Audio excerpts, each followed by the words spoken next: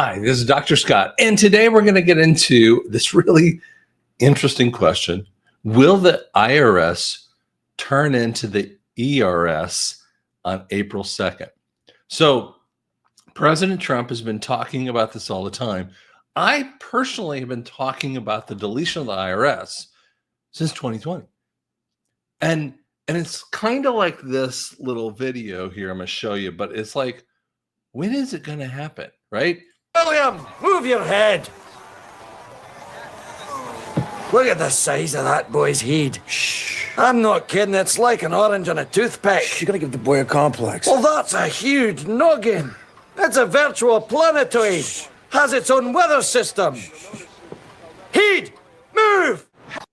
And see, that's what I feel like too. When we look at this kind of stuff, we're like, oh my gosh, when is the head gonna move? You know, and we feel that way all the time, right? All right. So let me show you a couple interesting points because, you know, when we talk about the constitutionality of the IRS, I need to show you this little idea. So yes, the IRS, this is actually from a presidential library. It's kind of funny. And sorry, I used the wrong side here of the screen. And so it says, Puck, the political cartoon satirizing Theodore Roosevelt passing of his presidential policies on William Howard Taft. The next president, Taft, would continue to advance Roosevelt's progressive angle to political decision-making, including income tax and future of the 16th Amendment. Now, that makes very little sense. Now, there was some point to this, but really, what you don't know mostly about what Roosevelt was trying to do. Roosevelt was brought in as well to go against Woodrow Wilson. I blanked his name for a second there, and they were brought in for the 1912 election. And that 1912 election, they didn't care who won. They just knew they had to get the IRS thing done, and they also had to get the Federal Reserve. They are part and parcel with one another. This thing, the IRS one goes in February of 1913.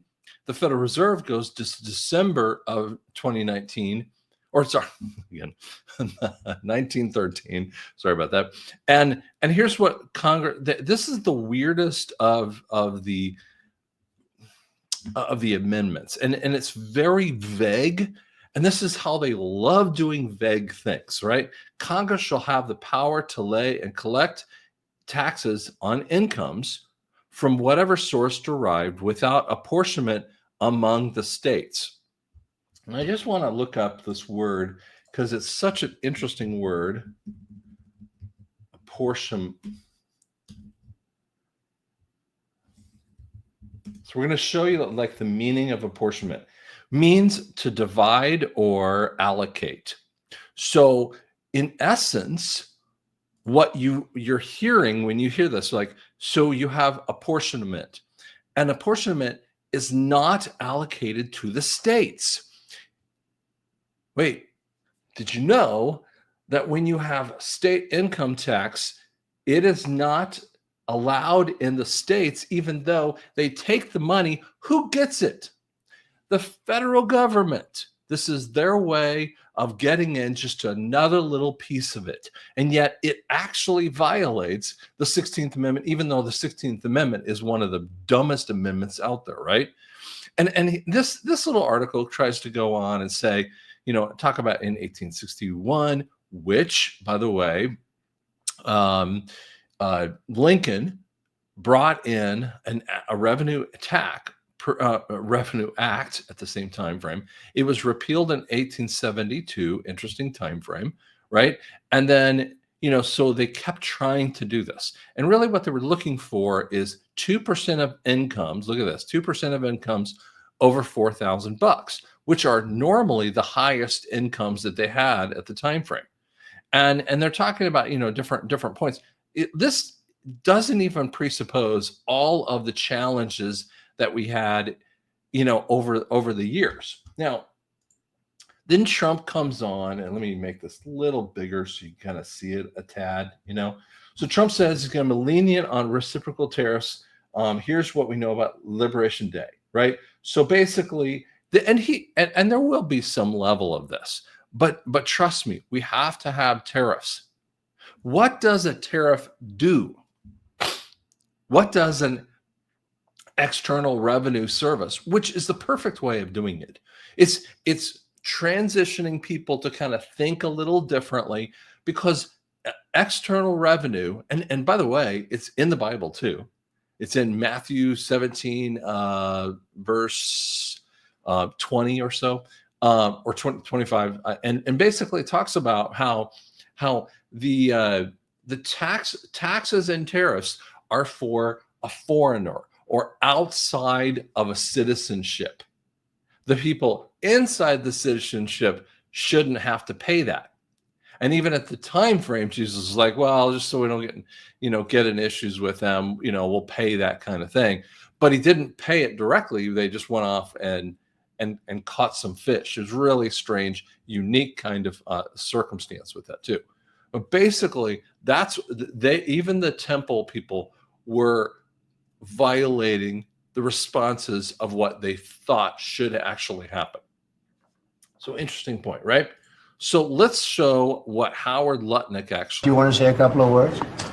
Well, what is so exciting is April 2nd is just around the corner, and that's American Liberation Day. That's the day when the rest of the world.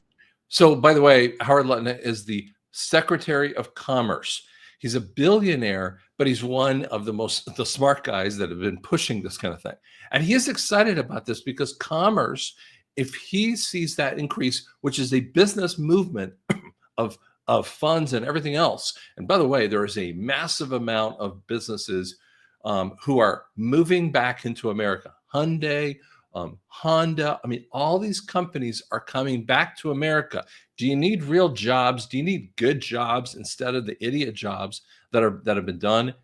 It's coming, guys. It's coming. That's a great thing with that. Starts to treat America with respect, and your leadership understanding how the rest of the world treats us and what balance and what fair trade finally is going to take care of America. It's going to launch the External Revenue Service to start to build the power and prestige of America back. It's going to be a lot of money, and the external will take care of the internal.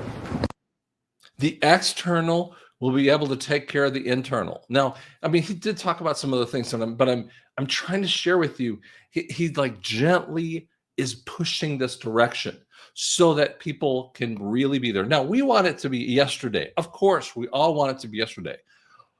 But now we're finally seeing, wait a second, when you stop, when you have this reduction of the IRS from doing anything, and they turn it into an external revenue source, I still believe that we're going to have a sales tax from a governmental standpoint. But you know what? What if I was wrong about that? The national sales tax, I'm fine with it.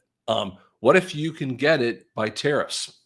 I'm cool with that, man. I'll be wrong on that one. But listen, we've been right all along on this kind of thing. Look at how the IRS is telling you. Now, listen, if I were a business and I was very worried about things, I might say, for instance, I might say that, to my employees, I might say, listen, we're very worried about, a 10% reduction, of revenue. Knowing in my heart, I'm lowering the amount. The reality probably might be 20 or 30%. Why would I lie about that? Why would anyone lie about it? Because what they're trying to do is, if you give too much, like 20%, well, if it's 20% or if it's 40% or higher numbers that are not going to do something from a governmental standpoint, then it encourages more people. But when it's only a 10%, it's not as big a deal. So watch this one here. This is a CNBC, a little article here is very funny with this too. IRS could see a sharp drop in revenue collected this tax filing season. That's according to a Washington Post report that says senior tax officials are bracing for a shortfall that would be tied to changing tax. Wait, shortfall and a 10% kind of thing. See, they're bracing for it, but you know what? The reality is probably way higher. The more people that don't want to do it, the more people they're getting scared about, right? Taxpayer behavior and attempted IRS cuts by President Trump. The Post cites several sources in an article that says that the Treasury Department is expecting a more than 10% drop in tax receipts by April 15th compared to last year. The article says that the IRS has noticed more online chatter from people who say they won't pay their taxes or will claim deductions for which they are ineligible. Separately, reports over the weekend said that the IRS was closing in on an agreement with other federal officials to help them locate immigrants for deportation. Now that's good, right? Do we want that? But here's my response to that.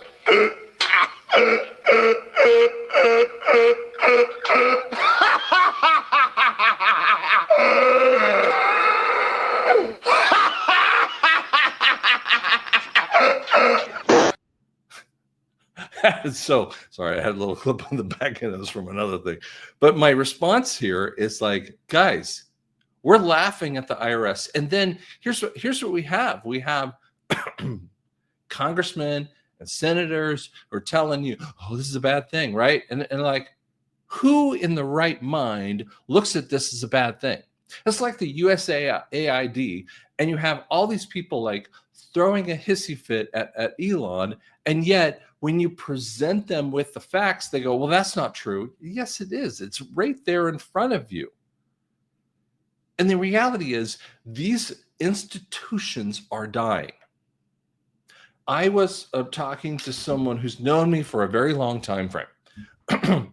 And he started asking me some questions last night. And it was very interesting, those questions. And I said, you know, I've been talking about the deletion of the Fed, a gold-backed currency, and the deletion of the IRS for about 5 years. He goes, yeah, I know. And now it's really exciting because he's very much a Trump supporter.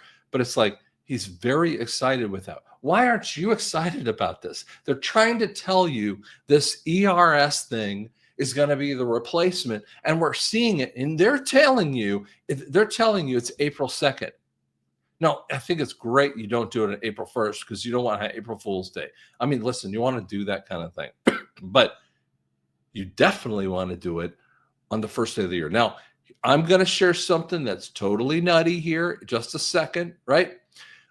The original bill, which is HR 25, was presented to go backdate to January 2nd, which means like all of the monies that was collected in January 2nd of 2025, which, you know, paychecks in that kind of time frame, right? And by the way, that also puts in question whether you pay your taxes in 2024. Does it put in question the last few years? I know some people believe that we're going to get all of our taxes and all our capital gains taxes. By the way, capital gains is IRS taxation. All of our taxes for all time. The answer is no, we're not going to do that. Do we get a few years back? I think that's possible. But January 2nd is the date. Gregorian calendar versus the old type of calendar. Here's what I want you to realize. April 2nd is actually the same thing as January 2nd. Does that have any meaning? I don't know. I'm not really worried about, you know, those differences in the calendar with that. But is it possible? Is it interesting that that might be the case? March Madness. We're in the middle of it. We are fighting through this kind of thing. Guys, be encouraged because I'm trying to build up your faith. If you have no faith right now and you're walking around this hopeless, you're not reading the tea leaves that are on the realm. These guys are telling you the truth of it. Will you believe it? Hope you do.